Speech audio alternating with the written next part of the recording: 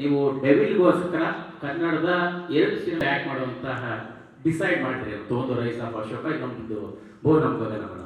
ಅಂದರೆ ನಿಮ್ಮ ಕರಿಯರ್ನಲ್ಲಿ ಈ ಸಿನಿಮಾ ಎಷ್ಟು ಸ್ಪೆಷಲ್ ಆಯಿತು ಮತ್ತು ಆ ಸಿನಿಮಾಗಳಿಂದ ಬಿಟ್ಟು ಮಾಡುವಂತಹ ಚಾಲೆಂಜ್ ಏನಾಯಿತು?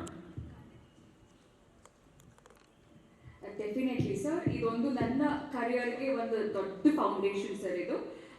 ಆ ಸಿನಿಮಾಗಳಿಗಿಂತ ಸಿನಿಮಾ ಎಲ್ಲ ಒಂದೇ ಸರ್ ನನಗೆ, ಬಟ್ ಕೆಲವು ಸರ್ಕಮ್ಸ್ಟಾನ್ಸಸ್ ಆ್ಯಂಡ್ ಟೈಮ್ ಕೂಡ ಅದು ಸೆಟ್ ಆಗ್ತಿರೋದನ್ನ ಮಾಡೋಕ್ಕಾಗಿರಲಿಲ್ಲ. ಸೊ ಡೆವಿಲ್ ಅಂತ ಬಂದ ತಕ್ಷಣ ಇಲ್ಲಿ ಇನ್ನು ಮುಂದೆಯಿಂದ ನನಗೆ ಕರ್ನಾಟಕಕ್ಕೆ ಪರಿಚಯ ಮಾಡಿಕೊಟ್ಟಿರೋ ಸಿನಿಮಾ ಇದು, ನನಗೆಲ್ಲ ಕೊಟ್ಟಿರುವಂಥ ಸಿನಿಮಾ ಇದು.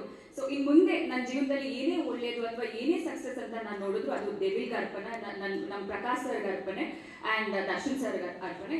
This is going to be a big break ನನಗೆ ಸರ್, ಖಂಡಿತವಾಗಿ. ಪ್ರಕಾಶ್ ಸರ್, ಇವಾಗ ನಾನು ಬರ್ತಿದ್ದೀನಿ ಚಿನ್ನ ಅಂತ ಡೈಲಾಗ್ ತಗೊಂಡಿದ್ದು ಯಾವಾಗ? ಈ ಮೊನ್ನೆ ಒಂದು ಟ್ರೈಲರ್ ನಾನು ಬರ್ತಿದ್ದೀನಿ ಚಿನ್ನ ಅಂತ ದರ್ಶನ್ ಸರ್ ಆ ಡೈಲಾಗ್ ತಗೊಂಡಿರೋದು ಯಾವಾಗ? ಮತ್ತೆ ಇನ್ನೊಂದು ಕ್ವಶನ್ ಅಂದ್ರೆ, ಇವಾಗ ಏನಾದರೂ ಸಂದೇಶ ನೀವು ಜೈಲಲ್ಲಿ ಹೋಗಿ ಇಲ್ಲ ಸಿನಿಮಾದ ಡೈಲಾಗ್ ಇದೆ, ಸಿನಿಮಾದ ಡೈಲಾಗ್ ಇದೆ. ಓಕೆ, ಸಿನಿಮಾದಲ್ಲಿ ಆಯ್ತು. ಈಗ ಏನಾದರೂ ಹೋಗಿ ಸರ್ ಭೇಟಿ ಮಾಡಿ ಅವರಿಂದ ಏನಾದರೂ ಸಂದೇಶ ತರದ ಲೆಟರ್ ಅಥವಾ ಸಂದೇಶ ಭೇಟಿ ಮಾಡಿದ್ದೀನಿ, ಖಂಡಿತ ಭೇಟಿ ಮಾಡಿದ್ದೀನಿ. ಆ್ಯಂಡ್ ಯಾವಾಗಲೂ ಅಷ್ಟೇ ನಾವು ಸಿನಿಮಾ ಏನು ನಡೀತಾ ಇದೆ ಆ್ಯಂಡ್ ಪ್ರಮೋಷನ್ಸ್ ಹೇಗೆ ನಡೀತಾ ಇದೆ ಆ್ಯಂಡ್ ಯಾವುದಕ್ಕೂ ಟೆನ್ಷನ್ ಆಗಬೇಡ, ಆರಾಮಾಗಿ ರಿಲೀಸ್ ಮಾಡೋಣ, ಪಿಕ್ಚರ್ ಚೆನ್ನಾಗಿ ಬಂದಿದೆಯಾ, ನಿನ್ಗೆ ಖುಷಿ ಆಯಿತಾ, ನೀನು ನೋಡುವಾಗ ಇಷ್ಟ ಆಯಿತಾ, ಇಷ್ಟೇ ಕೇಳೋದು ದರ್ಶನ್. ಸಿನಿಮಾ ಬಗ್ಗೆ ಮಾತ್ರ ಮಾತಾಡೋದು. ಪ್ರಕಾಶ್ ಸರ್